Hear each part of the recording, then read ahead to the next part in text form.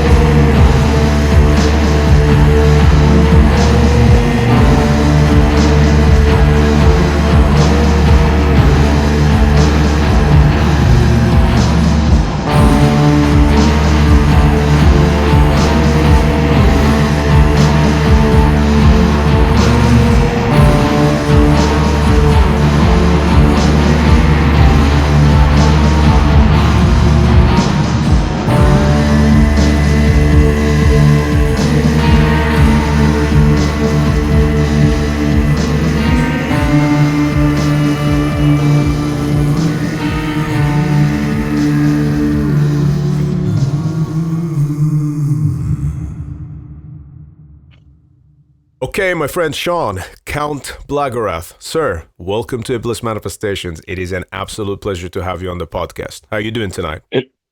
I'm doing great. Thank you very much for having me. This is an utter honor. I've been listening for quite a while. All right, cool. That's awesome to hear, man. I know you mentioned that when we were talking.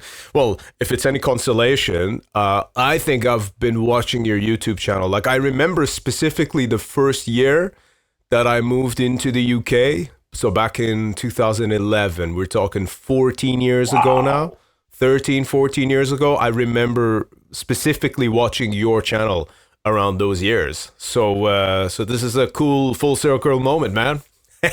Yeah, that's crazy. Whenever I think about how long I've been doing this, it doesn't feel that long. But then I think about it's like, man, I did like my first videos like right after I got out of high school. Yeah. Like, damn, it has been that long. When you just hear it out loud, it's just crazy. Yeah, that's it, man. So it's one of those things, you know, and it's funny, obviously, just seeing how the whole internet thing has kind of developed in that time as well. But yeah, I remember when I first moved over, because it's like in Iran, you can't watch YouTube without VPN, you know, and that VPN also cripples your internet speed over there, you know, which is already shit. So it was kind of like me, like having access to YouTube when I first came out was like a fucking, it was like a miracle thing at the time. So I remember it was mainly yourself and Ed from Infidel Amsterdam, like mainly you two guys that I just kind of like followed religiously around the same time that I kind of reformed TRIVAX over in the UK. But yeah, man. So yeah, you were quite young as well. I mean, the thing is, like, it's a crazy thing to put yourself out there on the internet as well for the world to see, and you never know who's going to be on the other side of it. Oh yeah. It took me. I was actually talking about this earlier with someone. My very first review, because when I first started putting videos on YouTube, I had enough confidence in like my vocals to do vocal covers and knew like I wasn't going to get too many like negative comments. I'm sure I was going to get something about my looks or whatever, or the faces I make screaming. But I was like, I feel confident enough in this. My friend Justin, he introduced me to a bunch of YouTubers around like 2009 that were album reviewers. And I wrote a couple reviews on Metal Archives when I was in high school. So I already kind of like had an idea about album reviewing and wanting to do it. And the idea of doing it in a video format just seemed so appealing because I don't have to sit there and type because I'm lazy and I just hate doing shit like that. Yeah. So I recorded the first video, and honestly, it was a My Dying Bride, Line of Deathless Kings was the review I did. All right. Because I was listening to that album a ton at the time, but none of my friends in real life liked My Dying Bride. They thought it was just corny, whatever. They were all just like straight up like death metal guys. So I was like, I want to talk about this album. So I recorded it, and then after I recorded it, I had this like long debate with myself if I want to put myself on the internet like that. And it literally came down to me saying, I'm going to flip a coin 3 times. And if it lands on heads, 2 out of 3, then I'm uploading it. And it was 2 heads in a row. I didn't even bother flipping it a 3rd time, and I just smacked upload. That's a cool story, man. I like that. Yeah, I mean, it's just one of those things, you know. I mean, the thing is as well, especially like nowadays, like it would have been so hard, I think, back in, well, let's say 2009, to actually predict what the internet's even gonna fucking look like now. Like, it is an entirely different world. Yeah. You look at the progression I can't even of just keep YouTube. up with it. Yeah, no, same here, man. You know, I what I'm saying, like, I may even come across like somewhat hypocritical because I'm kind of on there all the time at the moment because of the podcast, because I have a fitness business, and obviously the band as well. That's kind of the main reason to be on there. But I am kind of like, you know, sometimes I'm like, ooh, shall I just disappear? You know, and then I think if I disappear, then someone will come and use AI with like my face on it or some shit like that, and then I have to have a verified account just to prove that it's actually me being active, you know? So, I don't know. It's a crazy situation. Yeah, AI has freaked me out on such a level where I cannot stomach the thought of it. I hate it. I'm glad that I took my few-year break on YouTube at the time I did, and not now. Yeah. I'll say that much. Of course. But, yeah, the internet has just changed so much, and it makes YouTube's terms of service and stuff like that, it makes it so hard to navigate as a content creator even. Yeah, it's not like the easiest waters to sort of tread, really. I remember, man, this is quite funny, but like I think the first thing of yours that I saw, which I still think that's maybe like your most viewed video, but it's the bands that you hate, like the top bands that you hate that other people's like, and I remember the exact moment I must have hit subscribe on the channel is when you started professing your hate of Megadeth, and I was like, fuck, finally, someone gets it.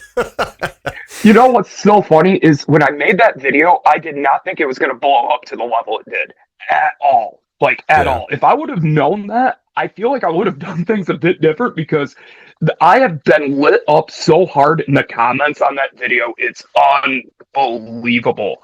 Oh, yeah. I have had so much BS come up to my life in general because of that video. Like, the Megadeth fans probably took it the hardest out of like everyone, and that makes it 1,000 times funnier to me for some reason. Yeah, but good. Yeah, all that Megadeth fanboys went really off in the comments section on that one, and it's right. What I like to do to make the comments like impact a little less is I'll read them in Dave Mustaine's voice. Yeah, I mean, you did a pretty good impression of him there. I think that kind of added to it. You know, all my friends have said that I do the best impressions of artists that I hate the most, and it's because I've roasted them so frequently in my life that I've just developed good impersonations of them. Right on. There you go. Yeah. It's hate at first sight.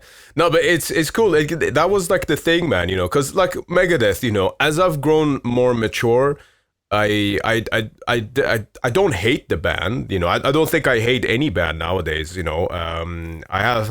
I have more contempt for like maybe some of like the bullshit black metal wannabe bands in the underground that are all aesthetic over actual substance, that can't even fucking play their guitars. I have more contempt for that than I would for, let's say, others. That's where I'm at nowadays, for sure. I have a lot of very strong opinions on the current black metal scene that I've kept to myself for good reason. But I'll just I'll say, like, I don't like the damage that I personally have seen from like Lords of Chaos and stuff like that, the people that it has brought in, and people that don't understand what the genre is about and think they understand, and then they're completely fucking freaked out when they get exposed to what it's actually about. And then there's a problem all of a sudden. It's just like, I don't know. I don't like where things have gone in many ways. Yeah, no, I agree with you. I think Lords of Chaos is a very relevant sort of cultural. I hate to say it, but it's a misstep in my opinion. And you know what's really fucked up, Shawn? Like, it's not just the everyone over here who's kind of been affected by it, but even like all the kids in Iran who are discovering black metal, now they are going down the path of Lords of Chaos. Whereas when I was getting into it, you know, it was like, it was the real Mayhem and the Profanatica and the Behexen and all those bands that you know, me and my friend were listening to back there. And it just kind of feels like, you know, there's this, it's gone from like the actual thing into like a synthetic sort of reflection of it almost. Yeah, it's kind of seemed like a way where it's now like outsiders that would have never normally been drawn to black metal have now been kind of like drawn into it from that movie, just because it's like the way they portrayed a lot of the people, I felt like made it really relatable to a lot of just like young outsiders in general. And it kind of gave them something to grasp onto, which is not what they should have gotten from all of that, personally. Yeah. The thing with if somebody would have told me when me. I first discovered Mayhem and Burzum when I was in like 7th, 8th grade, that there was going to be like a movie made that I would go into a theater and watch and then proceed to like, my friends were having more fun watching me react to the movie than watching the movie, because I was sitting there like in the theater, like grinding my nails into the seat, just biting my finger at points. Like, oh, it was the most painful experience. The you know, to me, the funniest part of the film, you know, was the fact that there's those scenes. I mean, I did watch it the once, like when it first came out, because I was like, okay, I have to at least be educated, you know, and know what everyone's talking about. So I watched it. Sort of had a similar reaction as yourself, but I already kind of knew what it was going to be like going into it, so perhaps it wasn't quite as visceral. But what was really funny to me, where it's like there's those scenes where Varg's fucking those blonde chicks, and I was like, I don't think any of those guys got laid back then. Yeah, literally, that was like one of the first thoughts I had. And also, look, there was a couple of parts that like, all right, so first of all, I got to say this: their attention to detail on like the aesthetics and like recreating like famous Mayhem photos and shit, very well done, actually. Sure. Yeah. I just find the attention to detail to be very oddly selective. Where it's like, we're gonna get the aesthetics perfect, we'll make sure the sticker is worn out on Euronymous' guitar at the exact same spot as this photo, but we're gonna make Varg to be this bumbling dork that knocks over a drink as he introduces himself to Euronymous the first time. Yeah. It's like, don't get me wrong, I'm pretty sure he was a bumbling dork, but it didn't go exactly like that. Yeah. No, there's definitely. I mean, it's cinema for you, you know. I mean, you know, I mean, in his credit, like, he's a fantastic filmmaker, you know. So like, I'm not even, you know, this is not even I'm not faulting the skill. I think he's fantastic at what he does. I thought like the Rammstein DVD that he made was a fucking masterpiece as far as like a live release is concerned. It's just more so the cultural aspect of the portrayal of black metal. That's kind of where the issue lies. Otherwise, there's no skill dig there, if you will. But yeah, man, you know, it's it's one of those things. And then I see kids in Iran now, you know, who are like, you know, because they actually have Instagram now. Like when I was getting into this music, there was none of this stuff that you could actually directly like talk to musicians and stuff, you know. Very like rarely I would be able to maybe speak to someone on Facebook whilst I was over there. And but you know, they're in this completely different world to the one I kind of discovered this music in and was kind of like drawn to it, you know. And I feel like the most important thing that's probably missing from there is perhaps the danger element of it. Absolutely. There was a lot of things about it that really bothered me, but that is probably the biggest part that did bother me that it was missing, was it didn't, in my opinion, show how truly like extreme they were personally. Like their music was an extension of their personalities in many ways. Like, yeah, they were teenagers and dorks, but that doesn't make them less of extreme, like extremist in their mindset and shit like that, and made them like any less dangerous because they were teenage dorks. Like, that doesn't mean anything. Honestly, that kind of makes them more dangerous because they don't have their brain fully developed. Yeah. And good point. It never like showcased that at all. It just kind of showed them as a bunch of edgelords, and that was about it.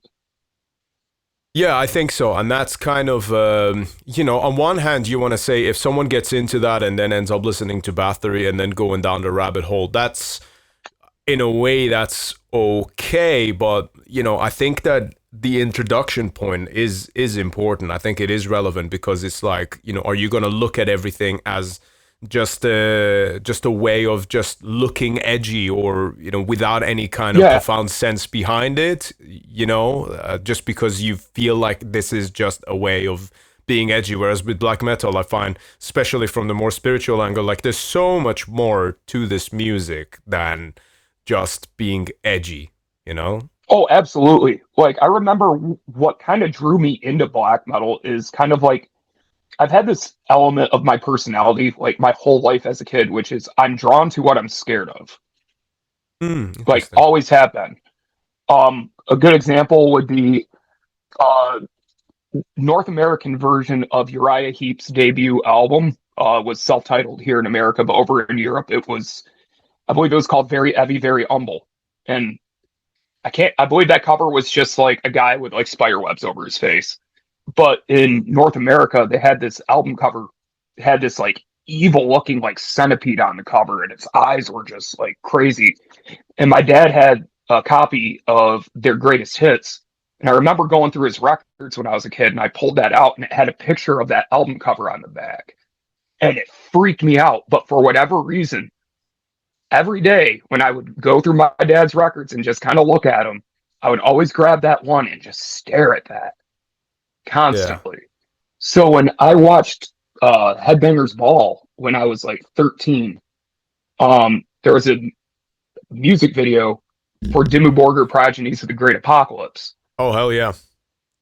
And I saw the video and like seeing the pentagram and Shagrit's eyes and all that. Like when you're like 13 growing up in a religious house, you see these dudes wearing these spikes. It was like, whoa, what the fuck is this? And I was just instantly fascinated. And I had this was back in the days of dial-up internet. So like I couldn't just go over to my Windows 98 computer and go stream a song. I like ended up getting the Headbangers Ball compilation volume 2 for Christmas, and it had Progenies on it. It also had Satyricon, Fuel for Hatred, and Medusa and Hemlock by Cradle of Filth. And and that's all the same years, right? Yeah. Yep, that was 2004. Yeah, because Progenies and the Cradle song that you mentioned they're both from 2003, and I think Fuel from Hatred is from 2002. So it's all like around the Volcano same and time. Amphetamine and Death Cult. Yeah. That's it, man. Yeah. Hi there, everyone. Just a quick moment of your time. This is to let you know that my band TRIVAX will be performing all across Europe come this November and December. We are going to be going on tour to support Absu joining forces with Zemail to do the 30-year anniversary of the Son of Tifereth album. And we will also be joined by Ancient. So this is quite a legendary lineup, as you can already understand, and it's an honor for us to be a part of it. District 19 are doing the courtesy of organizing this run, and we're going to be playing a lot of different places. We're going to be doing quite a number of shows in Germany. We will be playing in Italy, in Belgium, Netherlands, France, Austria, Switzerland, and that includes Eindhoven Metal Meeting, Brain Crusher from Hell in Germany, and Unholy Congregation in Belgium. And it's going to be a blast. We're very much looking forward to it. And of course, we're going to be playing in Poland as well, which will be TRIVAX's first time. This is going to be a very special run, and we are going to be supporting our album, The Great Satan, which came out via Osmos Productions on the 30th of May earlier this year. So you can expect to hear a lot of those songs, and you can also expect to see us at the merch table. So please, if you're a fan of the podcast, feel free to come along and say hello at the merch table. I will be around, and so will the rest of TRIVAX, and we look forward to seeing you all in the flesh. There will be a number of other shows that TRIVAX are also doing outside of the tour, so make sure to keep an eye out on those as well. And of course, if you do also wish to support TRIVAX, you can visit our Bandcamp page. We've got very limited number of copies of The Great Satan available on there. If you go and check out and your format of choice is currently sold out, you can also get your copies directly from Osmos Productions. And with that said, thank you for your support and enjoy the rest of the podcast. I think, it's funny actually. That stuff felt like the new shit at the time that everyone was refuting. But now when you look back at it, like 20 odd years later, it's like, that was good. That was some good stuff, like it wasn't, I was actually just explaining that to one of my best friends the other day, because he's like been getting into black metal like more and more via osmosis through hanging out with me, basically. And I was explaining to him how like it was really funny because like the bands that got me into black metal were the ones that you would get shit on if you said anything about back in the day. Like when I got into Dimmu, if you said you like Dimmu, oh, you are a poser. That's poser black metal. That's not even black metal. What the fuck are you talking about? That's circus music. That was what you would hear. Nowadays, people are just kind of like, you know what, Dimmu's not as bad as we said compared to some of this AI shit now that's coming out. No, absolutely. I mean, I love this topic because, obviously I've had the privilege of actually either personally spending time or having some of those people that we just mentioned on the podcast. And like in the case of Dimmu, if you look back at what they did now, in early 2000s, when they were getting the most amount of shit for being this is not my saying, this is just what people call them. People kept saying like, oh, they use keyboards and they're gay. They, and if you listen back to Puritanical, like that is the heaviest fucking album that came out that year, including like any death metal bands. It's like, absolutely. And I think that hindsight is an interesting thing. And to top it off, like obviously I've had Silenos on the podcast 3 times now. You listen to him, he is like the least poser person you will like literally speak to, and from a point of being having zero pretense but also having total artistic integrity, which is kind of what it's all about anyway.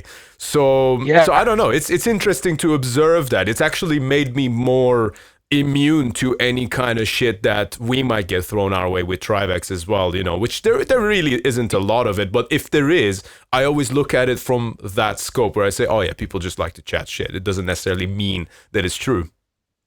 Actually, something I wanted to bring up, and I'm glad you mentioned your band. Me and my friend listened to The Great Satan last night together. Oh, cool. Nice. Amazing, man. Absolutely incredible. I am going to be getting a copy of that for sure. Thank you, man. I appreciate it. Thank you. Yeah, that's a cool album, man. Yeah, very, very proud of how that one turned out. We worked very hard on it, but I think conceptually as well, I'm quite proud of it because I don't think there's a lot else like it yet in this genre. Personally, that's my opinion. Like I actually had a conversation not that long ago about originality and black metal and like where you can potentially go to keep black metal fresh and original without it ending up sounding bad. And one of the things I said is I feel like most things, the reason why it doesn't exist already is because it would just suck. So it's very hard to find like something that would actually mesh with that. It was funny when I explained like the whole idea of TRIVAX and whatnot to my friend before I played it. Soon as I pressed play on that first song, he took a sip of his beer and he just took a look at me and he goes, "This is exactly what I was thinking it would sound like in my head." He goes, "But somehow like way better." He's like, "This is so awesome." That's cool, And man. Awesome. that first Glad track, to hear man, that. it captures such a dense atmosphere. Oh my God. Uh, Excellent job. And the production is so good. Thanks, brother. Yeah, I appreciate it. Yeah, we worked very hard on that side of things, and it took, obviously, it's trial and error for us as well, but I'm still like, it's not been a year yet since the album came out. It's like 6 months since it came out, and I'm yet to hate it, so that's a very good sign, Yeah. But yeah, that first song, I've not talked about it much on the podcast, but the lyrics are a bit fucking nuts. So it's the song that's all in Farsi. And that Yeah. song is actually about the Anunnaki. It's about basically about humanity breaking free of its design of the Anunnaki to basically only forage gold, even though gold has no value, because the Anunnaki needed gold in order to preserve the atmosphere of their planet, and the fact that humanity is basically a slave species.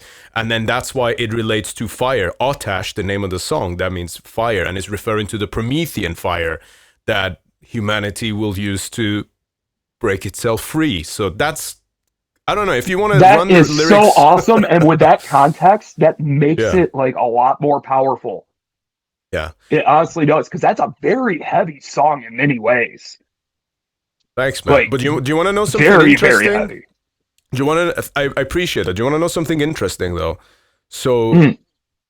obviously we're known for having a bit of an anti-Islamic stance as a band as a whole, and we delve into that topic. But I always like to, instead of coming out and being kind of classless and then saying, "Oh, wrap a bacon around the Quran and setting on fire," kind of thing. Like that stuff is like, I wouldn't mind seeing more of that in extreme metal, but the whole idea of the humans being a slave species rather for the Anunnaki, that humans were created by Zeus, also known as El, also known as Allah.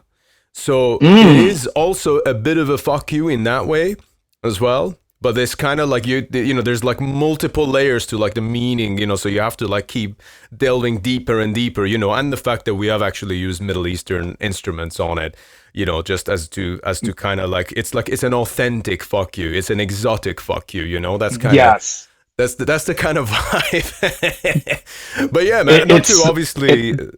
Yeah. That I love the like instrumentation that was used on that track, especially. It just really helped create such a dense atmosphere that you literally are just sucked into it. It's incredible. And I've always appreciated, especially with like the background that you have with like leaving Iran and whatnot, with the stance you've had on Islam and whatnot, because I found it to be very bizarrely hypocritical on how people get so uptight over that being a theme in black metal, yet being anti-Christian is just like a-okay. Yeah. I've always found that to be a very weird thing.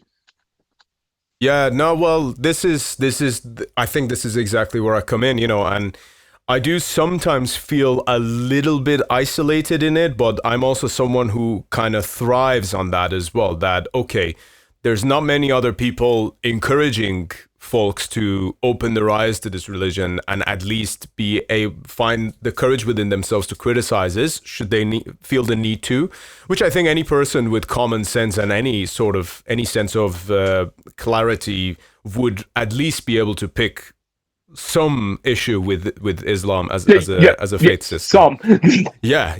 No, I'm obviously being extremely generous here and diplomatic, as you can tell, but the thing with that is, I look around and there's not many people doing it, and there's not many people doing it from an educated standpoint either. So that's kind of where I feel like, okay, though, that's our job now as a band that actually that originates from the Middle East and gets the platform, gets the opportunity to play these festivals, release albums through legendary labels like Osmos, and also do tours with like Absu and Ancient, who've been around like way longer than we have legendary bands. And the fact that we get that platform, I think it's important for us to kind of put this perspective out there that, hey, it's okay to criticize Islam. You're not fucking racist for criticizing a faith or a belief system, which, by the way, is inherently anti-human and anti-Western and anti-democratic. So there we go. That's our mission. Yeah, and as you said about the educated stance on it as well, that's very important, because I feel like that's probably why you guys would have the biggest like platform within black metal by getting signed to Osmos and whatnot, is because of the educated stance and the lived experience. Whereas like some bands, like I don't want to say like certain names, but they have stuff that's just blatantly wrong when you read their titles. Right. Yeah. Yeah, it's like, okay, I think you might have a different issue than what you're actually saying here when you look at the titles and stuff and how incorrect some of it is.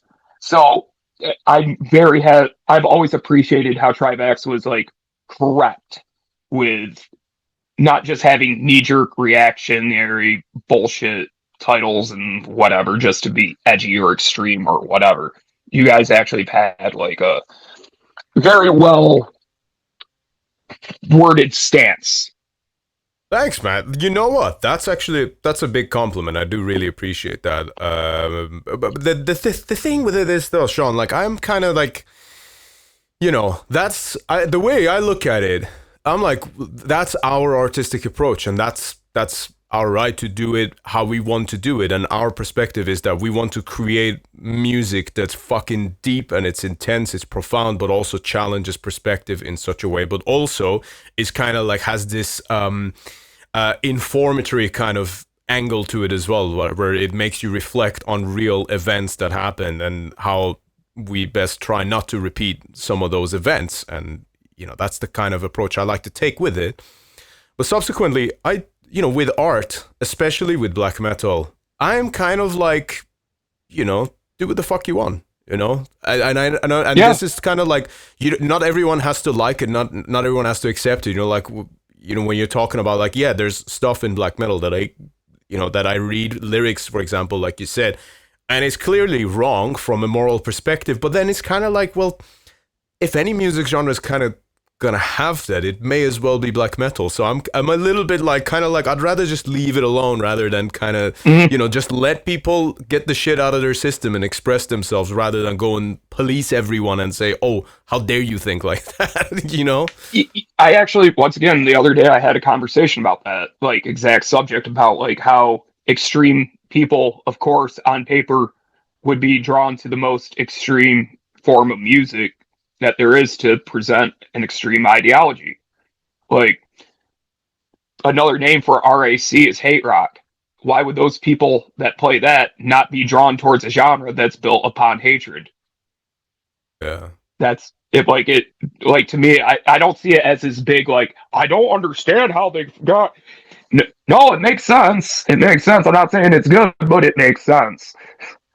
And when it comes to anything in the genre, if you play something and it sounds good, I'm going to listen. If it doesn't sound good, it's bullshit, I'm out.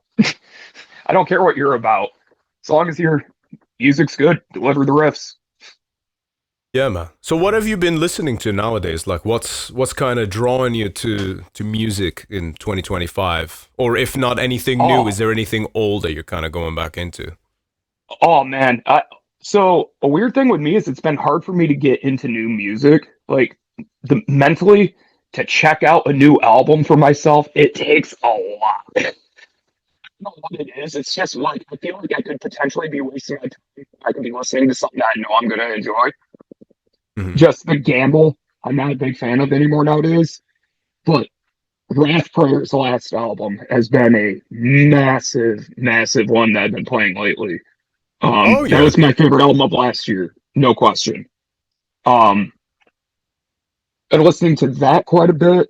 I talked about that electronic album not that long ago, Fever Ray. Been listening to that one quite a bit just because with it getting darker, it's a great night album.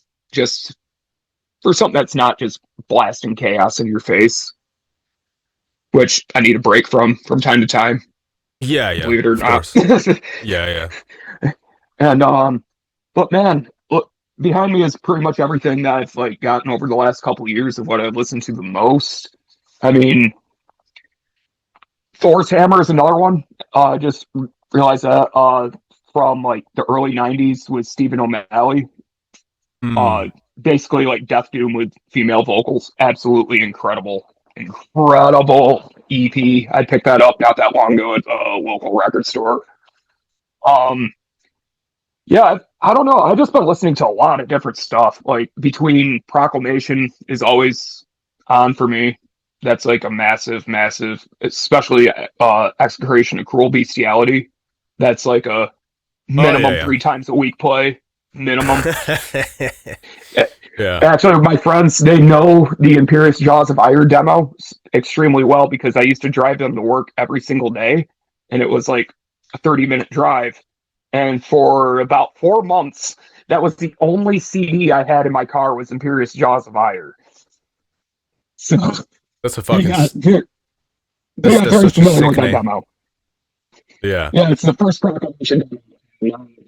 That's another like weekly play for me. What did you think Strike of Smothered Dehumanized from Revenge. Oh yeah, I mean that's those guys just never let down really. They found just the right style and just stuck it out. Really. They found exactly. They found the perfect sound and just perfected it even further with each record, and they're just getting more and more precise, and it's getting crazy. I absolutely love the fact that like some albums, well, generally like when there is a solo, it's like the same solo but in different songs. Like I love that. Like yeah, same. Like I've been saying this to a lot of people lately. Like I don't want to listen to music that's gonna like make my IQ go up. I want my knuckles to drag by the time I'm done listening to the record. I like that. Yeah, I like that. So, like, I don't want big brain shit. I want my brain to shrink. I want my knuckles to drag. I want to drop my IQ. Yeah. Give me the caveman riffs, and Revenge delivers in spades with that. And the crazy thing is with the solos is they sound like nonsense, but when you see them live, they hit the solos note for note. Yeah. But it's always the same solo. It's like yeah. Oh, yeah.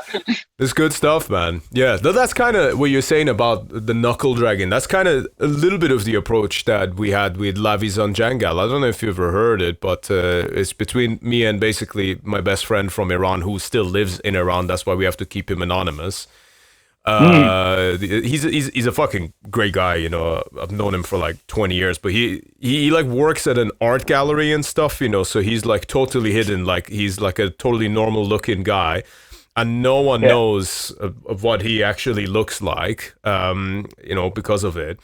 But the stuff that we've created together with Lavizon, it's just like, it's basically like a bad trip version of black metal, and it's like there's a song. I gotta listen to that, bro. I'll send it to you. I think you'll appreciate it because it's kind of like people look at what I do with TRIVAX, and that's actually in relation very accessible compared to what I've done for Lavizon Jangal, because it's a bit of a different trajectory. That's all.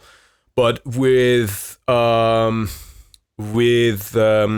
you call it, with Lavizon, there's a song on the full length album that came out in 2020. The album is called Tariki o Marg, which means darkness and death.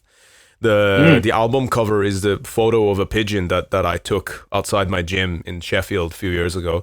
But like the track 4 of that is just a guitar melody on top of an interview with a 16-year-old Afghan boy in Iran who's originally from Afghanistan, who actually murdered his own mother under the influence of methamphetamine. And this is the interview with him after the fact that he's done it. So it's fucking dark. Like, it's like full-on dark matter energy in that album, but I think that's kind of what the music's supposed to be, really, I love that. I'm a huge sample guy. Very, very big sample guy, especially when it comes to real life shit, which is why I'm a big fan of Fluids. Right. One of my bands, our backing track for when we start to play live, because we're gonna have a backing track. No shame in that. It just means we're gonna be tight because play to a metronome. Fuck you. It's a better way of playing live. Like I don't know what to say. I'm drawn to that more and more and now. plus, I mean, it's not to do anything that we can't play necessarily. It's just to have more there, like with samples and stuff like that. So it's what you hear on the album is what you're going to hear live, and we have a lot of like interview samples with like real shit. I hearing about that sample, I gotta listen to that for sure.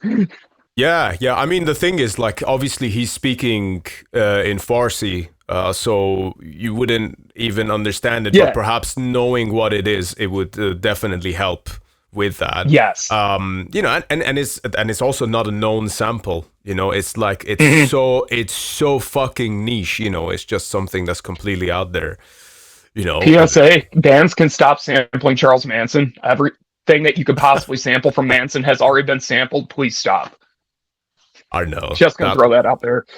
No, that's good. What I recommend bands to sample more and more often, we've done it with TRIVAX a few times for like intros and stuff. Just take Quran verses. It creates a nasty vibe. I'm telling you. It's, I bet it does. Yeah. We did one in. We only did it once at a show in like York in like 2018, where it was like some Quran verses, but then on top of it was the sound of a chick from like a porno. So it was like quite quite a contrast. Awesome. Yeah, I put it together like the night before on Cubase and was just like grinning like the entire time I was putting it together, man, you know. And then obviously when you play that to a room full of people and there's like no lights on and you're about to play, it creates a vibe, you know. It creates a vibe. That's all. Oh yeah, I've had a few samples with a few of my bands where we have had some, as I put it, awkward moments after our sample played where people are just like, did that just go through the PA system and they're acting like it's normal? Like everybody I've literally seen people after certain ones we've used just like whispering to each other. That's a good feeling. What did you have that elicited that the reaction? one that got us the most was so there's two. One is completely opposite of the other in terms of atmosphere. One is just stupid. It's utterly fucking stupid. I don't know if you've ever heard of this YouTube channel. It's called Sick Animation. The guy does the if you've ever watched this Cartoon Network show, Smiling Friends, the dude that does the voice of Mr. Boss is the guy that does Sick Animation. Okay. And he's a fucking lunatic. And there was an interlude on one of his albums I did. It was called Nickelodeon Slime, and it's his confession of an old man saying he used to jerk off into the slime at Nickelodeon and how it felt good when it fell onto the girls, but when it fell onto the guys, it felt real good as well. And we used that as a fucking sample, and everybody was just like, what the fuck? And then the one that got like the most like, Jesus Christ, was we took one of the most brutal parts from Last House on the Left. Oh, okay. The original one. It was right. It was a scene where the guy was pointing the gun at Krug, and then Krug got him to kill himself. And we sampled that like entire scene, and I added like very low synth music underneath it, and it created a very, very, very unsettling atmosphere where it took the crowd probably like a solid 2 minutes to fully be like snapped back from it, because they didn't move at all during the first song, and they usually did. And then by the time we started the second one, the pits started again. I'm like, oh wow, we threw some people off of that one. Yeah, beautiful. I love to hear it, man. You know, sometimes I like that kind of approach. You know, I'm very much of the school of a live show should kind of be, you know, like there's no real rules, you know, and it's like whatever the rules that you will create as an artist should reflect your intent.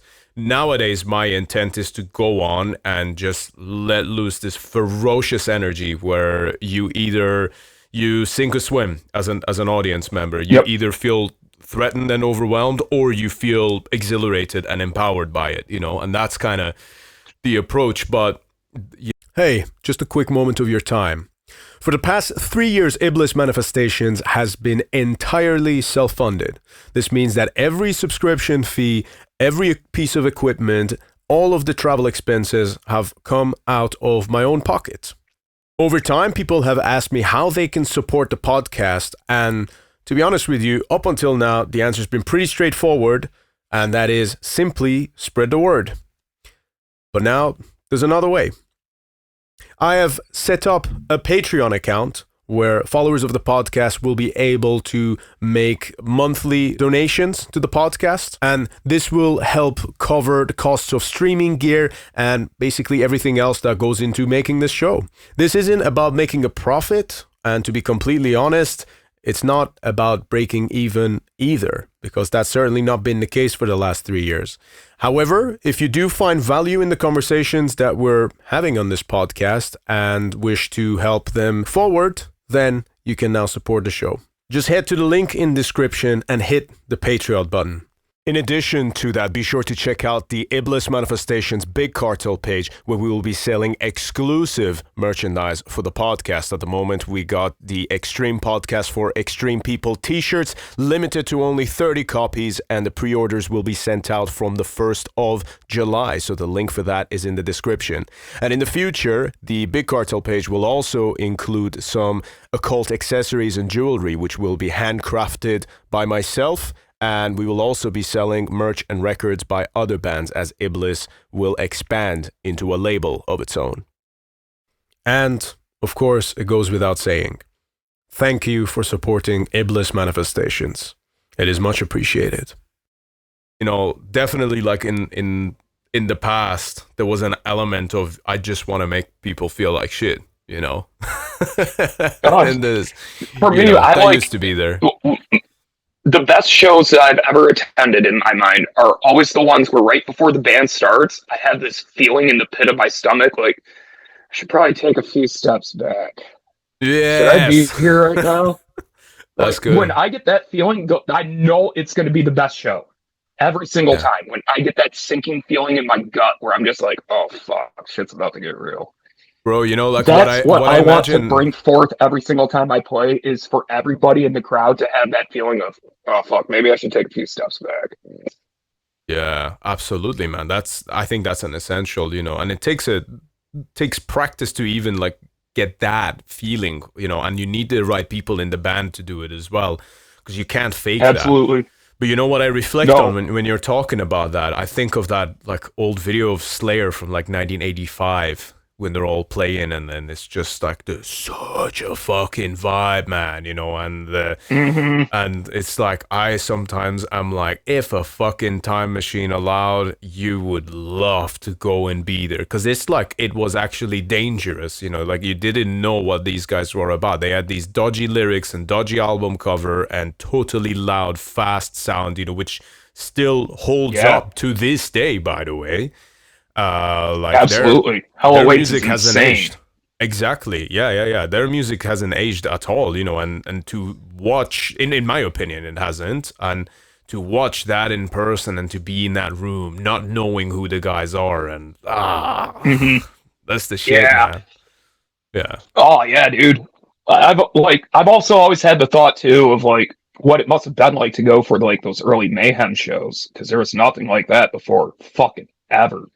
For seeing sure. Dead up there and all that shit. I mean, the closest thing I feel like we could get to that nowadays, and I've always had this stance on this band, and people seem to hate the fuck out of them for some reason. I feel like Watain embodies the spirit of black metal live better than most bands, period. Like, they have this genuine element when I see them live. I've seen them live twice, and each time it's always been this feeling of like, you're genuinely in the atmosphere. You're in like the music. It's the weirdest feeling because it's so powerful. You can't replicate it like artificially. They have this genuine aura with the rotting heads, the smell of death in the fucking place. It's just, they embody black metal spirit live better than any band I've seen. I have to agree with you on that. And the reason why is like nowadays I'm almost like arriving at this point, which like 15-16-year-old me, I've got my own face staring back at me from this true Persian black metal tape here. Like the 15, 16-year-old me probably wouldn't have been very happy to even hear me say this, but it makes sense to me now, where it's that I think that black metal, for like the majority of the part, probably shouldn't even be played live. And this is something that I have to say, it's the Magus of Necromantia that planted the seed in my head like 2 years ago when I had him on the show. And obviously those guys, they, him and like Baron Blood were making some of like the coolest records to come out of the Hellenic scene in the early mid 90s, granted. But I think there is a point to that. It's like for the majority of the part, black metal is not really a music genre to experience live, because I think the point of it is that you connect to that music in a solitude setting. Now, if you are to have it in a live setting, then I think Wataine's like nowadays, like pretty much, or especially in fact, I'm going to be a bit of a purist here, but I think the Watain of Sworn to the Dark to Lawless Darkness is like the perfect live black metal band, if there was ever one. Yes.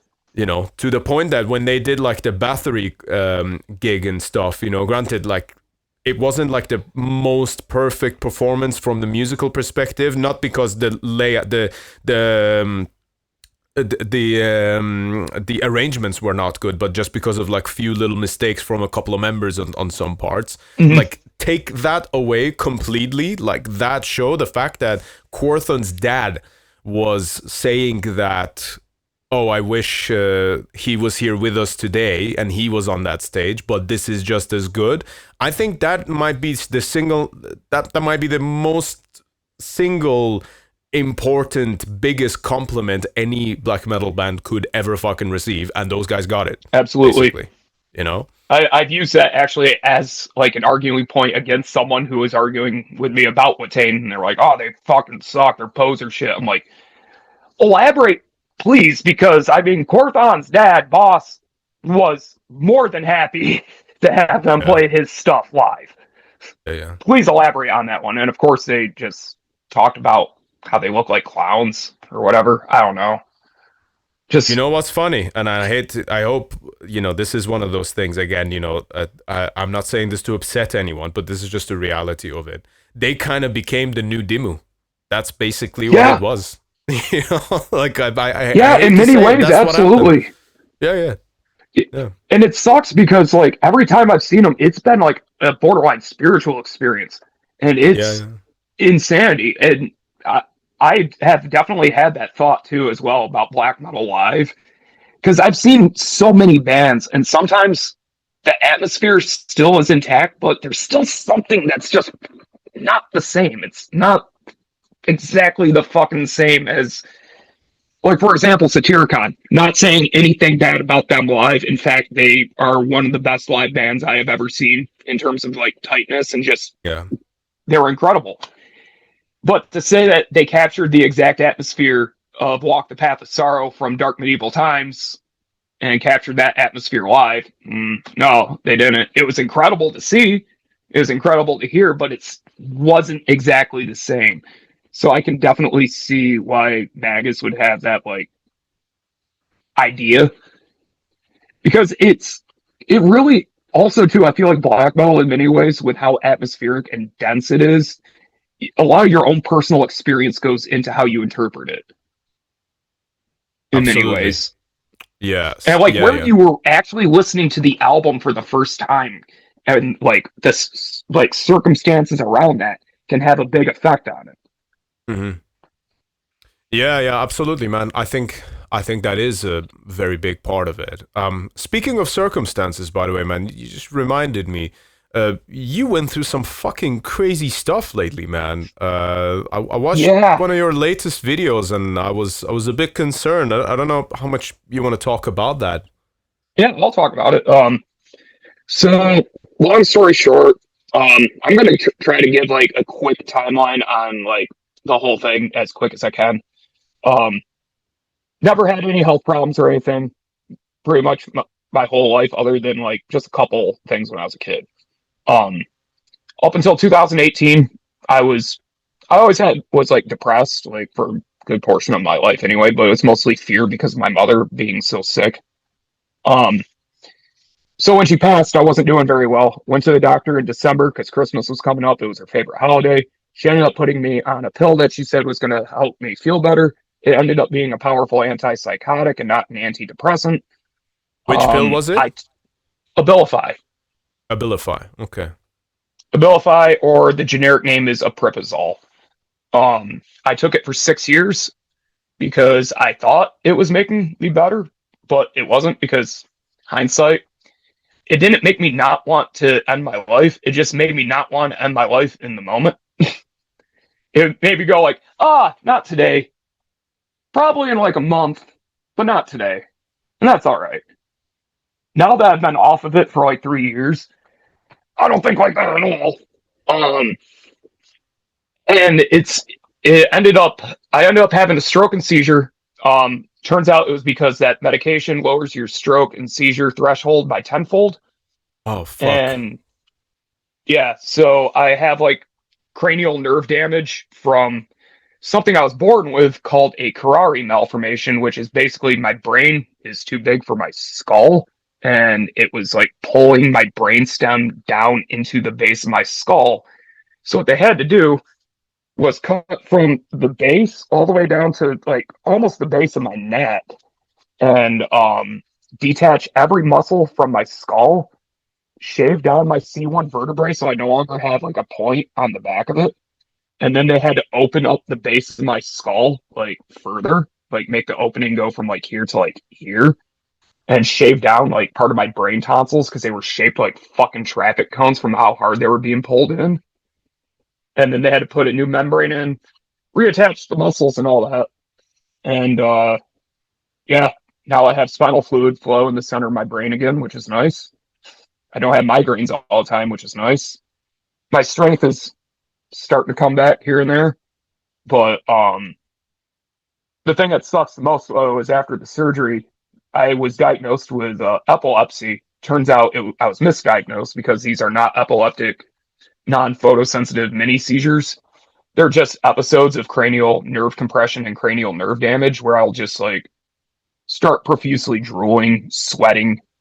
I can't talk. I can't even really think for like 3 minutes afterwards. I can't put a sentence together after it happens. It's like I had this really intense feeling of like remembering something. And that's been the thing that's been kind of like holding me back lately, is those are very sporadic and greatly affected by if I have THC or not. Because if I do, they go away. If I don't, then I'm gonna be just drooling. Oh.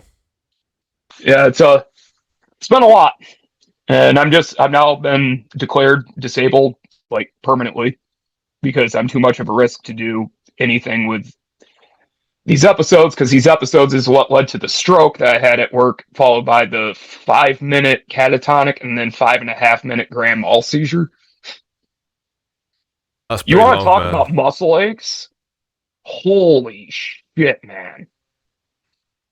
When I had that grand mal seizure for 5.5 minutes, it took me like 4 days to be able to walk normal. Like even muscles in my toes were hurting. I'd never experienced that before. Like it was quite literally pain in every single muscle. I did not know you could feel that at once. That's fucking terrible, man. Wow. I'm sorry you've had to go through that. So, have you had any kind of advice as to like how you can kind of get past this? Because I know you kind of put out like a bit of a call out, you know, if anyone's got like similar experiences or anything to write out to you. Have you had much useful tips? What's interesting is I've had a lot of people reach out to me that have had similar things. And what's wild is almost every single one of them was misprescribed an antipsychotic in some way, shape, or form. And it seems like this is just kind of a common thread that I'm finding of putting someone who's not psychotic on an antipsychotic. Is something a lot of people don't know is meds like that will permanently rewire your brain. Like permanently. It's no going back. And it just rewired mine, but like crossed wires in terrible ways. And it doesn't seem like there's really much you can do to reverse the damage. It's just kind of like finding ways to live with it. Yeah, that is quite frankly infuriating, man. And it's a very broken system, you know. I had yeah. yeah. Feel free to. I mean, if you want to rant away, it's all yours, man. But like, it's just like the statute of limitations on like protecting doctors from getting malpractice lawsuits is utter bullshit. Also, you can't even sue them. Fuck no, I took my meds like a good boy, so because I took them like that, if I would have sued her the night I fished out, I would have been denied because the statute was too great on the initial date of the prescription. That's fucking sickening, man. I had a, you know, like I have had somewhat of a first-hand experience of seeing that kind of, you know. I mean, your case is full-on medical malpractice. Like, let's not beat around the bush there. But you know, like even on a milder scale of it, you know, like I remember when I used to be quite overweight and frankly obese, you know, like so I'll tell you in American terms. So I was over 260 pounds. Okay, that's where I was before I started dropping. Oh, really? Okay, right on, man. Yep. Where are you at now? Last time I went to the doctor, I was 157. Fucking right on, bro. That's what's weird that's though is I haven't going. done a motherfucking thing to drop it, so I don't know what's going on exactly. Yeah, well, it's but that's still you know, speaking from experience, that's still a better canvas to work with. That's just my take on it, you know, because it's not the easiest thing in the world to do. Okay, and it takes time. It was weird for me, man, because I was always a big dude my whole life. I mean, when I was in 6th grade, I was getting XL shirts, and that's what I've always worn my whole life, XL, and then eventually it was 2XL. And I'm like, oh, I guess this is what I'm going to be. Now, the only reason I don't wear a medium is because medium is too short on my torso. Right. It's, so with that, just coming back into it as well, I wanted to say, you know, obviously, ideally, if you lose weight, you want to do it in the healthiest way possible, you know, and sometimes unfortunate things can happen. But like for me, when I used to be around that, you know, I'm bearing in mind, I'm not the tallest guy in the world. I'm like 5'8", you know, and so that you know, that amount of weight on that height is not healthy. But what happened was that I remember going to the doctors, the GPs here in the UK, you know, and here you've got the NHS, which, granted, it's a better, more affordable system to have than the one in the US. But also this very much has its own flaws as well in many ways, you know. But I went there and then they were like, oh yeah, just take some statins. And then, oh, I've got migraines. Oh, here, have some like light dose of antidepressants and stuff, you know. And you're kind of like, you go a year or two doing that, and it's like, hey, what the fuck am I doing to myself? I'm only in my early 20s, and they've already put me on fucking statins. And then you find out that statins are bullshit anyway, and that there's good cholesterol and then there's bad cholesterol. And all I had to fucking do was just exercise and eat a bit better, and the whole thing would have gone away. And in the time that I was taking statins, like my beard hair started going white, and then it stayed white, you know. And then there's because it fucks with the mitochondrial health in it. And this is, you know, and it's one of those things, you know. I just like ended up like quitting like every piece of medication I had. I stopped going to the doctors completely, you know, and then that's basically what I did. Yeah, I stopped everything all at once because I ran out of my Abilify. And I couldn't get a refill on it for like a couple days because the pharmacy wasn't getting any in. And at first I was doing fine with the withdrawal. It wasn't like hitting me bad or anything. I was feeling pretty good.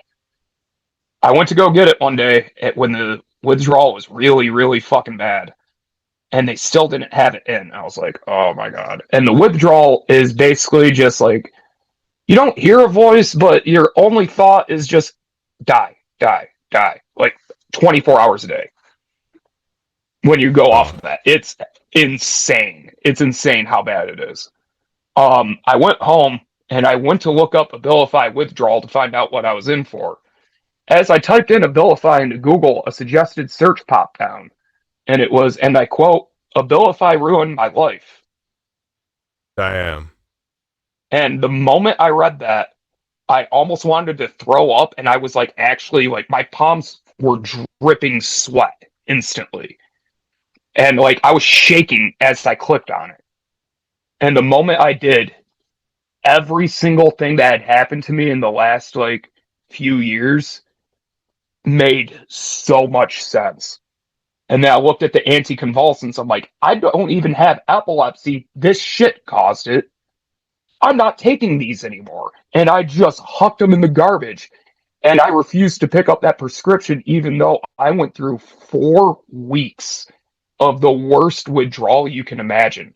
In the United States, if you Google Abilify withdrawal, the first result that pops up is not like what to expect or anything. No, it's the National Suicide Prevention Hotline.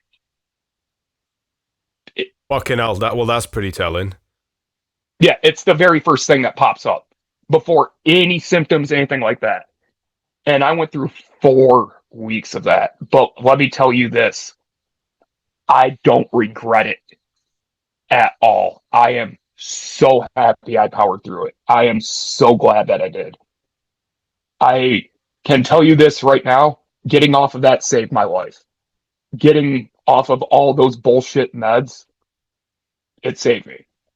1,000%. And even though my life is kind of in ruins compared to what it was when I was working and whatnot, at least I'm not on that bullshit anymore. And I'm happy about that. Bare minimum.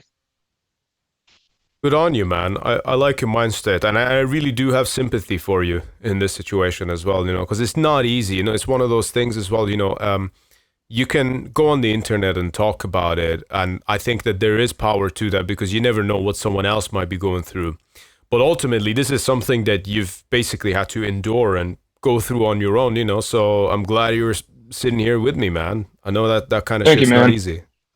Yeah. It means a lot. It was easily the worst thing I could have gone through, and I've gone through some doozies. And doozies. I'm just glad that I'm never going to have to deal with that withdrawal again. And honestly, every single doctor I've told that I quit that like cold turkey the way I did, when they were when they were doing the surgery on my neck and everything afterwards, the guy was talking about painkillers with me, and he was worried about me getting like addicted. I was like, I cold turkey quit Abilify, and his eyes like bulged out of his head. He's like, so like painkillers probably wouldn't be the worst thing. I'm like, I've never once even had an addictive bone in my body, so knock yourself out. And yeah, I've always found it too. It's pretty easy not to get hooked on those painkillers as long as you just follow what it says on the bottle. Yeah. Well, yeah, that's a part of it too. But then again, like how much you can get you the actually tolerance too. Yeah, you get the tolerance, and how much can you actually trust the pharmaceutical companies, especially when you have shit like OxyContin happening over there, and oh, well, my God, you want to talk about that shit? My mom, she was a chronic pain. She had fibromyalgia, degenerative disc disease, osteoporosis, osteoarthritis. Oh, God. She went through hell. She was, well, another like piece of lore when it comes to malpractice is she was a victim of it by a doctor that did an experimental surgery on her. She had an acid reflux issue that was like debilitating her. So this doctor took the sphincter on her stomach that allows food to enter and whatnot and made it so it was one way. And what that ended up, only food could enter, nothing could exit. So yeah, she didn't have acid reflux anymore, but if she got sick, she would dry heave to the point where she would blow up blood vessels. That doctor, turns out, the moment he sewed her up and sent her home, he quit practicing in New York State, I believe quit practicing medicine in general and fled the state. And actually, I believe he actually went to Canada like immediately afterwards. Bro, what the fuck? Yeah, yeah, that's very real. And when my mom passed, at that point, she was on her pill box was a tackle box. She took Right. 60 plus meds a day. I would help her set up her pills. I mean, she was in so much pain. She would take an Oxy 80 in the morning. I would change her fentanyl patch every 3 days. And on top of that, she would take Percocet in between and tons of other pain meds. And I can't even begin to tell you about the meds that were supposed to be for fluid and all that stuff. And then this pill is going to offset the effects of this one. And it's just sickening after a while because you're now getting 5 pills to offset the effects of one. Yeah. And it That was is. just insanity to see it firsthand. I have zero trust in pharmaceuticals because of what I saw it do to my mom. I've seen it do to people I know. What it's done to myself. It sucks. I know. That's well.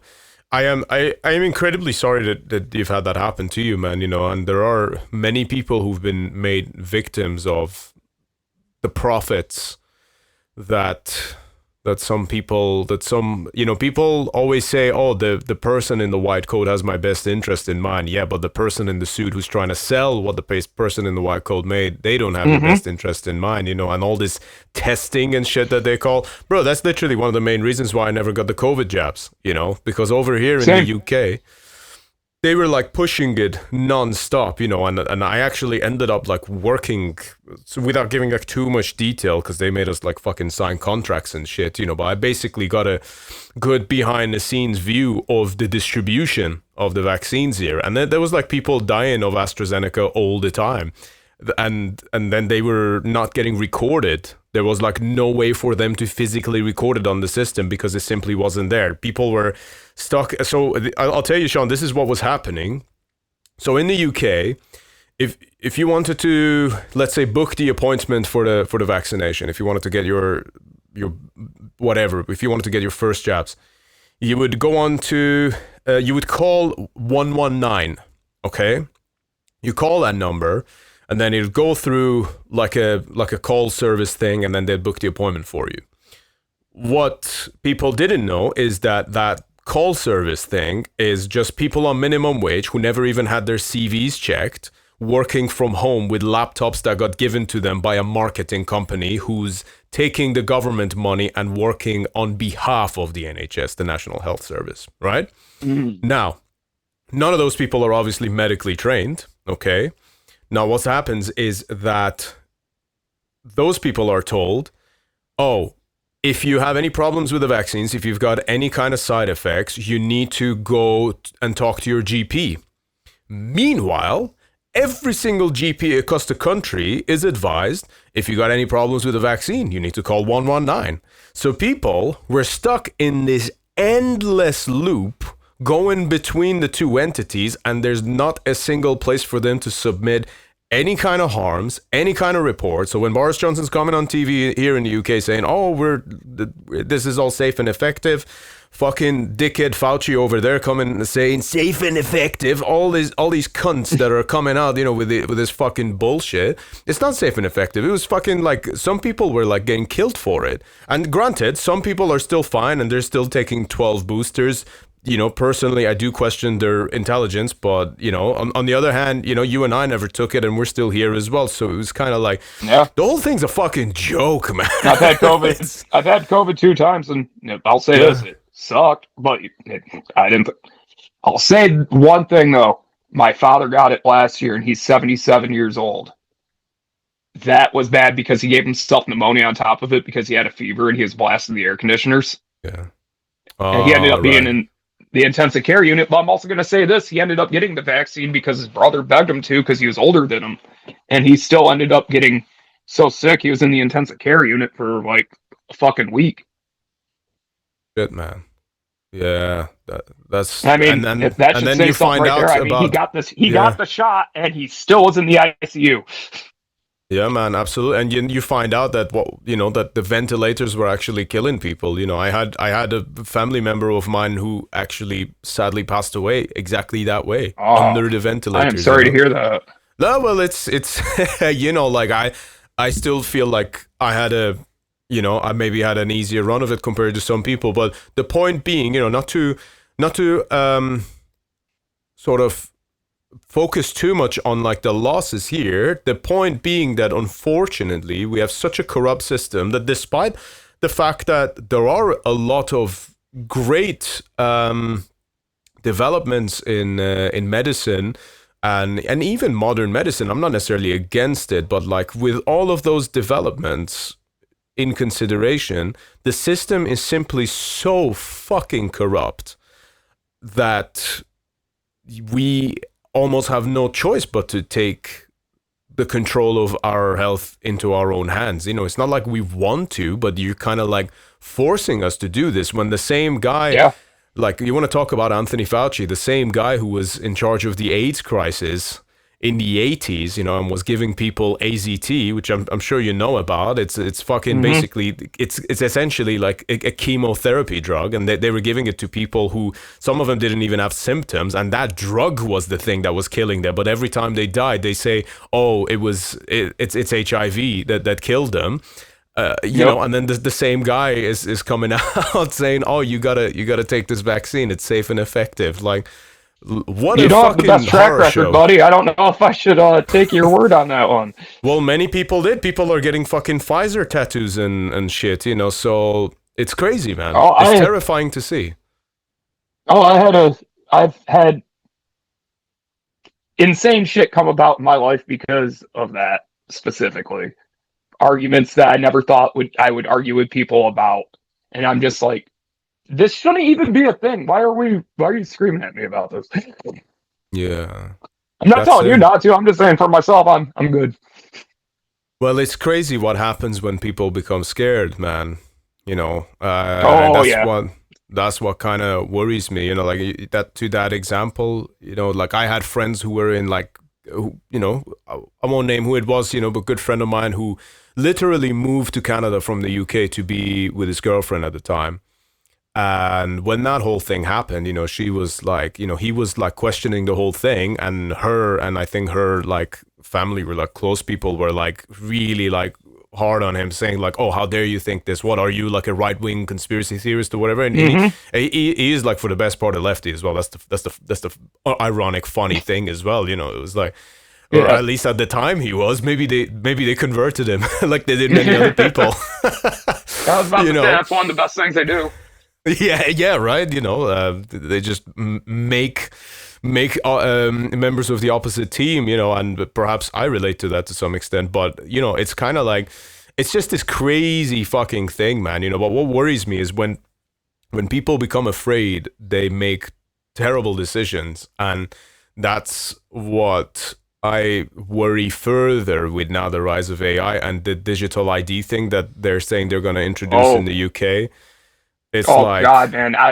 You guys have some dystopian shit going on here. It's a little fucking. I'm not a big fan of what's happening, but it's mostly because people are freaking out over just bullshit, and the things they should be freaking out about, they don't fucking know about, and everything's all fucked in my perspective.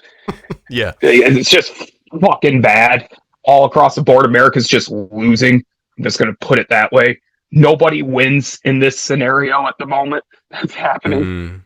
And but Jesus Christ, though, you guys got some of the most dystopian shit I've ever fucking seen. I feel genuinely bad. Yeah. Well, this is the thing, like, what is it, like 12,000 people got arrested in the UK for social media posts or something like that. But even like yeah, bro, like prior to that, I've had friends of mine, like one of my very good friends, his dad, like 3-4 years ago, got fired over a joke he made to one of his friends on WhatsApp. Like, it's this fucking is why stupid.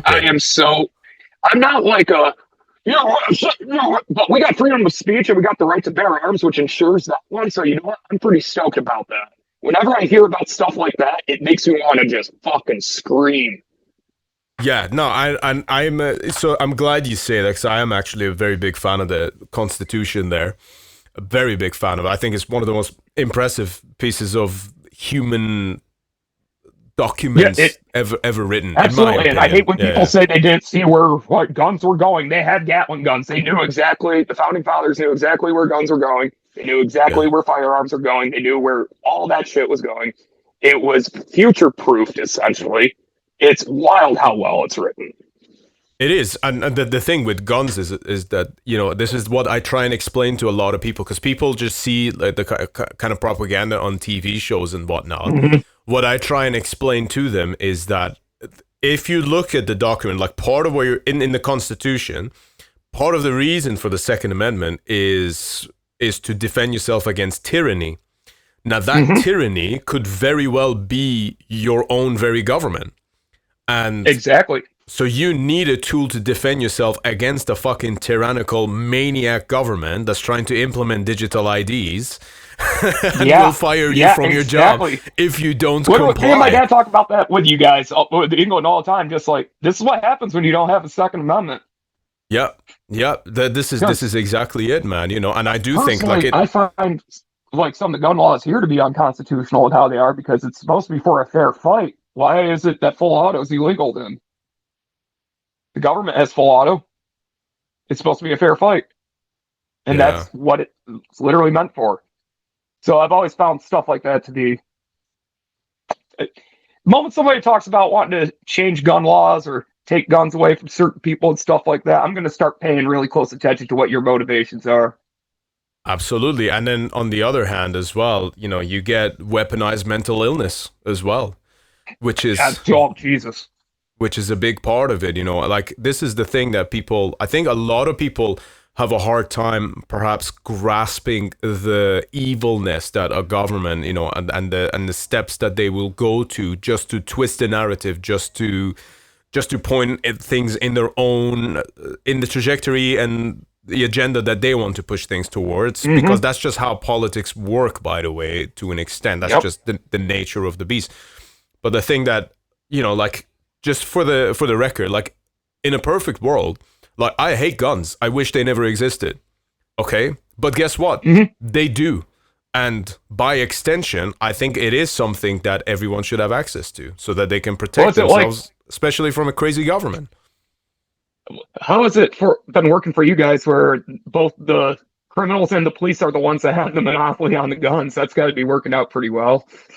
Well, look at this. Look at the records of stabbings and murder in London. In London, we've got, I gotta ask if this is real. I gotta ask, because I've heard about this. Are knife licenses going to be like a thing, or are they like a thing?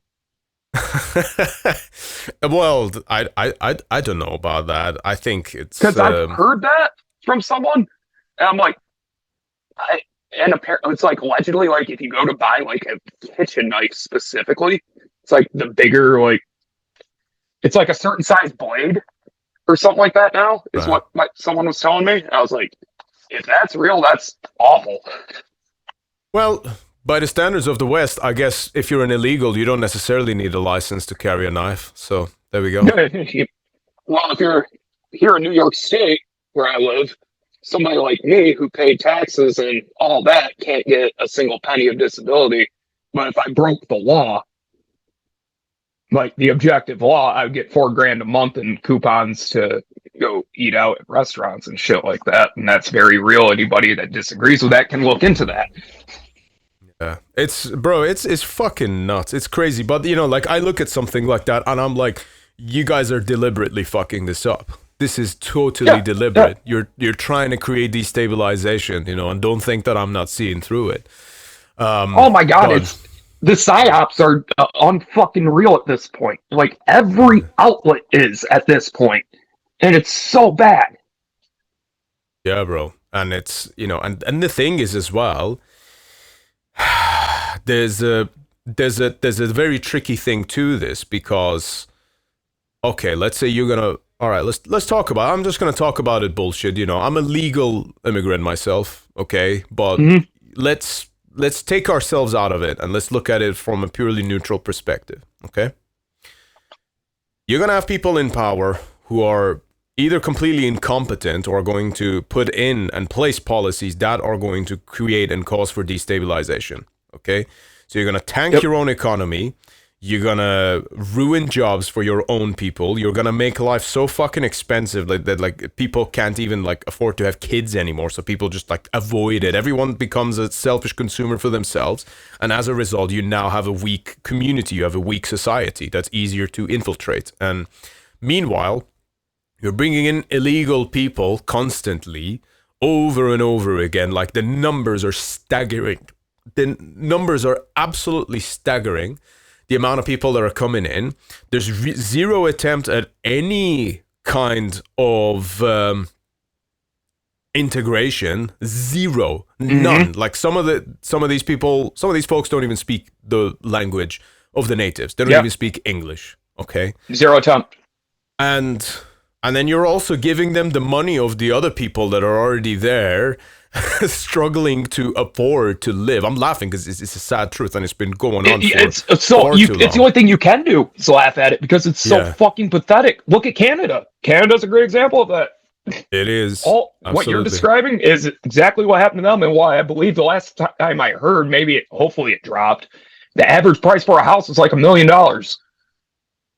Yeah, I have heard that. I've got friends in Vancouver, and it's not looking good, man. You know, but the point being that, you know, and this is not even like, and I frankly, I don't think what I'm saying is even left wing or right wing. It's not an issue. It's not. I don't think this should be a bipartisan issue, if there is one. Okay. Absolutely. But at the same time, you know, you've got the two sides of the scale, and it's just not matching up. And what that's going to create. It's going to create resentment from the locals, and you're basically, you know, like your borders become meaningless because the enemy is already within. Okay. Yep. And you know, like let's say, you know, like some people who say, "Oh, just let everyone in." Okay, then go leave the door of your house and your flat open.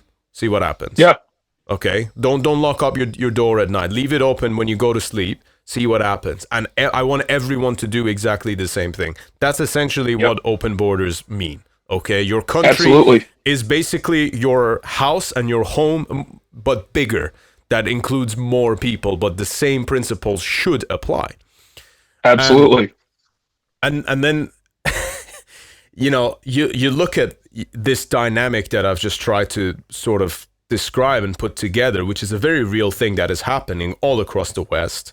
And you think, well, that's total destabilization. Like, why do you need that? Okay, well, now the locals are going to want to create some kind of uprising, but this is where the tricky thing comes in. This is where people need to now pay extra attention to, because how do you solve that problem from inside without any kind of real directive? You use violence. What does that mean on the larger scale? It means civil war. What happens when you have civil war? Not good things. Your food supplies are going to get fucked up. The grid is going to be under threat.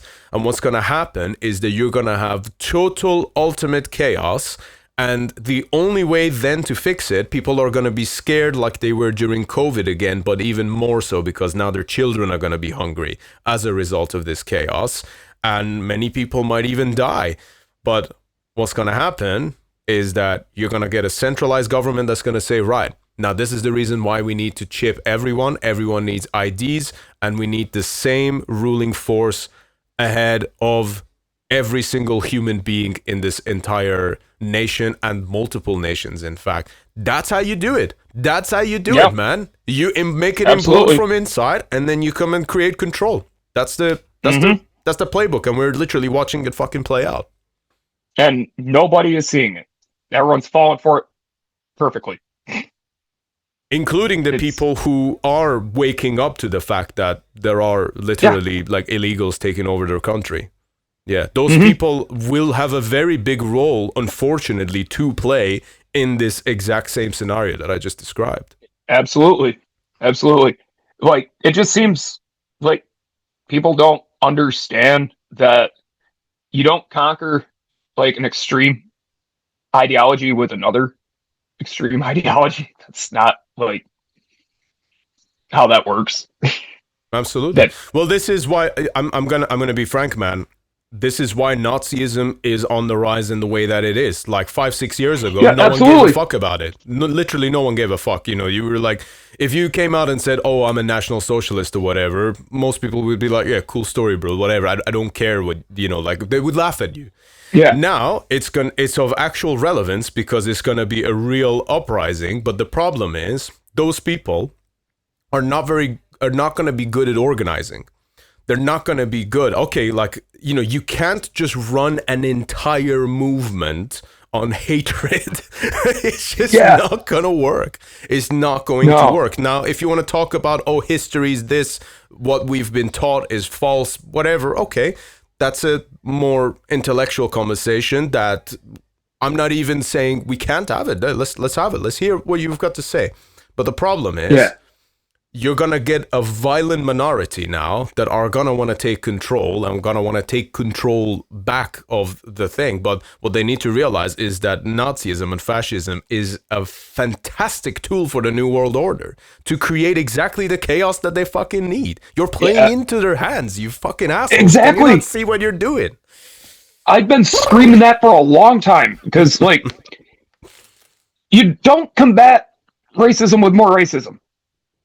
Yeah, That's not that's how it. that works. You just end up creating more racist people in the long run, and it's just going to be divide and conquer, divide and Yeah. fucking conquer.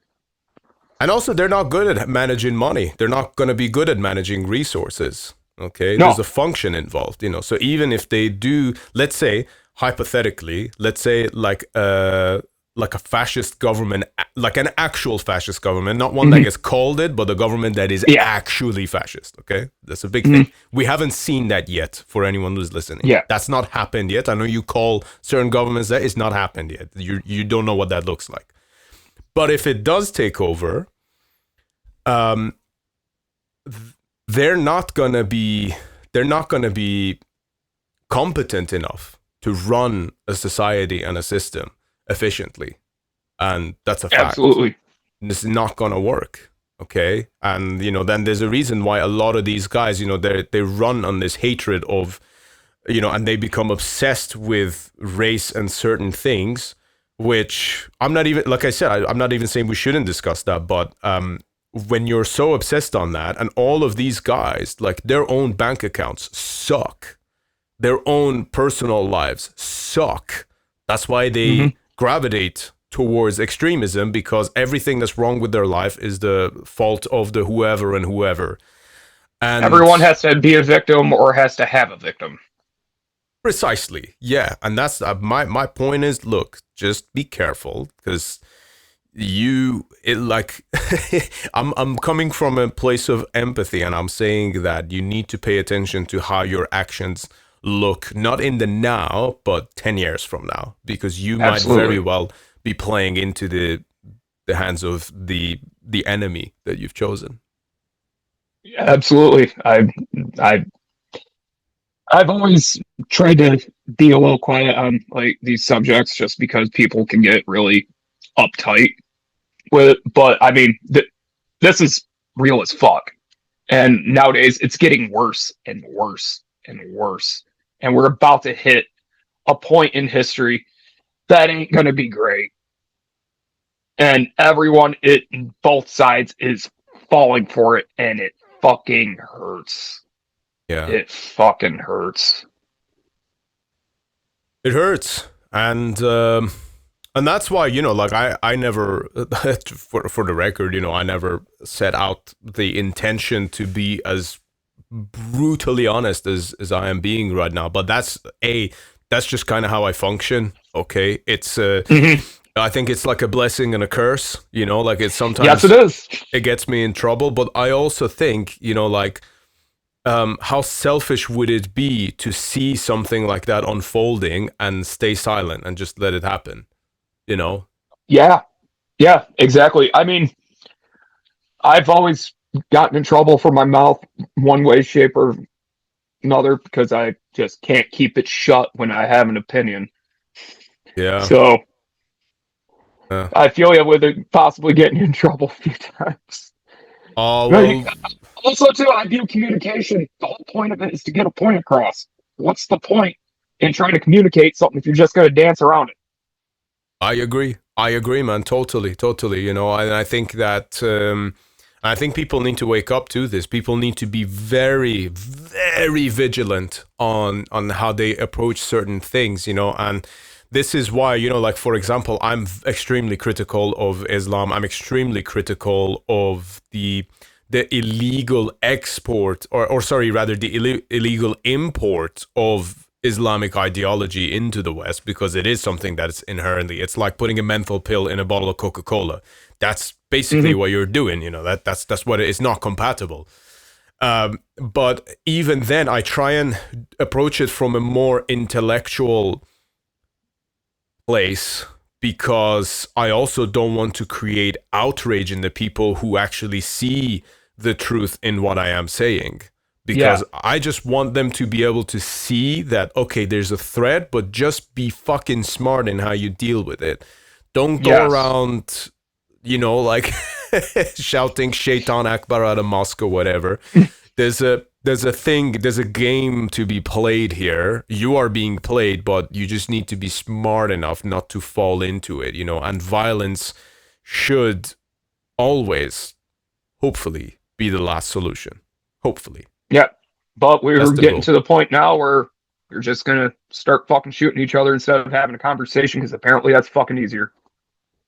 Yeah, I think so. I think the number of boosters have clogged some people's brains, but there we are, man. It's insanity. I've said so many times there would be so Sorry, many that's a bit fucking mean. issues.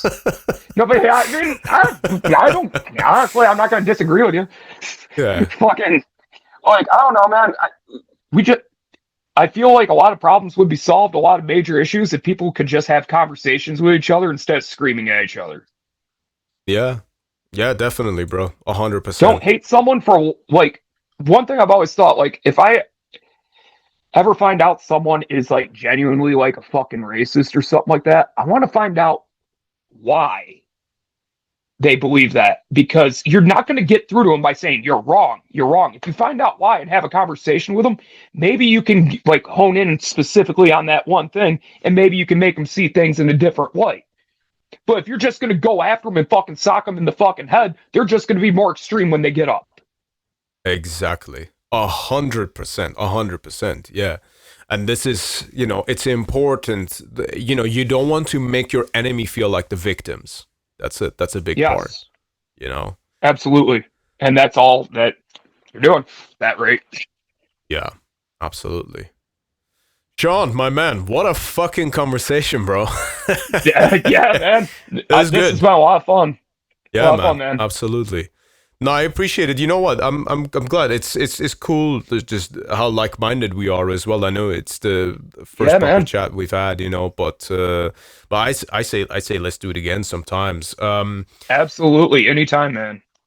Fuck yeah, bro. Is there, as we kind of wrap this up, 'cause there's a lot of stuff that we talked about just there, you know, so I want to give people the space to perhaps digest it, you know, and perhaps write back to us. Maybe we're wrong, you know. Look, it's discourse. That's the point of discourse, you know, is that we get to talk and we get to figure out what the actual truth is here, you know, or at least get to find out about each other's perspective. But as we kind of bring that to an end, is there anything that you kind of want to plug to people? Is there anything you kind of want to put out there for anyone who's made it this far? I mean, if you haven't checked out my channel, check it out. If anybody feels like if they can, like, help me with, like, a donation or something, that's huge, because it helps me pay the bills I gotta pay while I'm not able to work nor collect any disability from the state. So, but every donation has been, like, massively fucking helpful, and everyone who has done something, you're going to be getting something from me in the near future concerning a project I've been working on. Just going to word it that. It's a token of appreciation from me. But other than that, just check out my channel. I don't really fuck with any other platforms anymore. That's fair enough, man. That link that you mentioned, we'll put that in the description if anyone wants to have a look at it, you know, 'cause I'm sure. Much appreciated. Anything helps. Yeah. There we go. And thank you again for sharing your story with us, man. You know, you've been through some tough shit, but you know, I'm really glad to have you here with us. You know, still making sense, still listening to good music, and you know, and still kicking ass. So that's good, man. Good to have you. Much appreciated. Thank you very much, man. There we go. And to everyone else who's been listening to the podcast, holy shit. Hope you guys like this one. Stay tuned, and we'll see you on the next episode of Iblis Manifestations.